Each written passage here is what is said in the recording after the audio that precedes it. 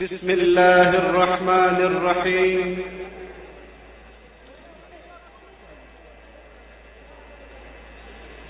قائد جمعیت مفکر الاسلام حضرت مولانا فضل الرحمان، قائدین جمعیت، قائدین متحدہ مجلس عمل پاکستان، اکابر علماء کرام، دین اسلام کے سرفروش مجاہدوں،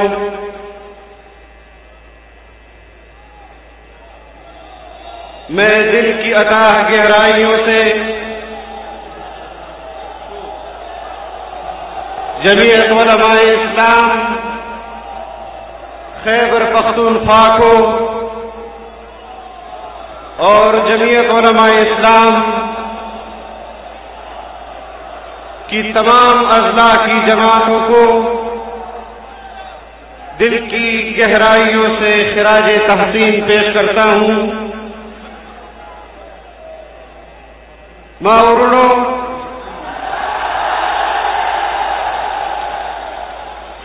پدین مینو مسلمانانو، غیرت مند مسلمانانو،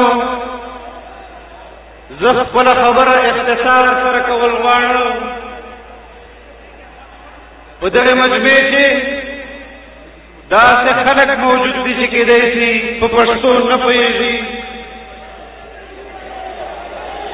خو داسې به سړی نه وي چې هغه په اردو نه پوهېږي. زه د ختم نبوت عنوان سره نن د دغه اجتماع په حوالې سره صرف دور مجلس کول غواړم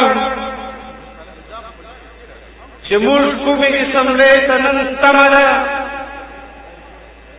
آج جس اسمبلی کے لیے ہم امید کر بیٹھے ہیں کہ یہاں ہم اپنی خود مختاری کا، اپنی سلامتی کا دفاع کر سکیں گے. 2 سال کے اندر جو کرتب اور تماشے اس اسمبلیوں میں نے دیکھے ہیں، یہ لوگ جن کو اس وقت پاکستان کی قیادت دی گئی ہے، یہ کٹ پتلی لوگ ہیں. یہ بین الاقوامی آقاؤں کی ڈول اور ٹھاپ پر ناچنے والے کٹ پتلی ہیں.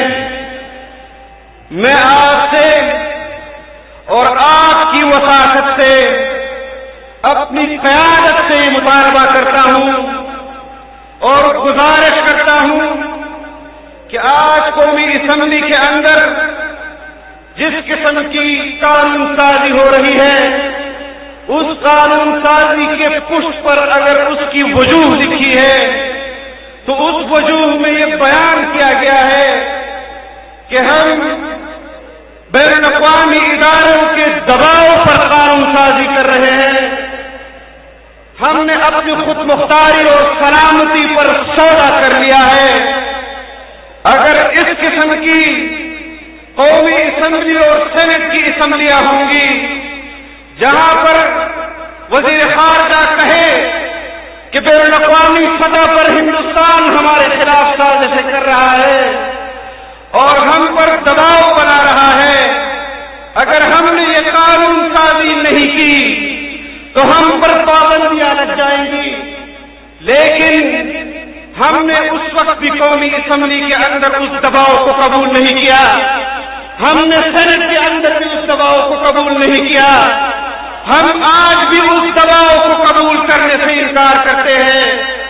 اگر ہماری قیادت آج ہمیں حکم دے کہ اگر دباؤ کی صورت میں قانون سازی پاس کرائی جائے گی تو ہمیں بھی اجازت دے کہ ہم اس کٹ پتلی اسمبلی سے، جہاں پر کٹ پتلی ممبران بیٹھے ہیں، وہاں سے مستعفی ہو کر عوام میں آئے، میدان گرم کرے اور عوامی قوت سے ان لوگوں کا راستہ روکے.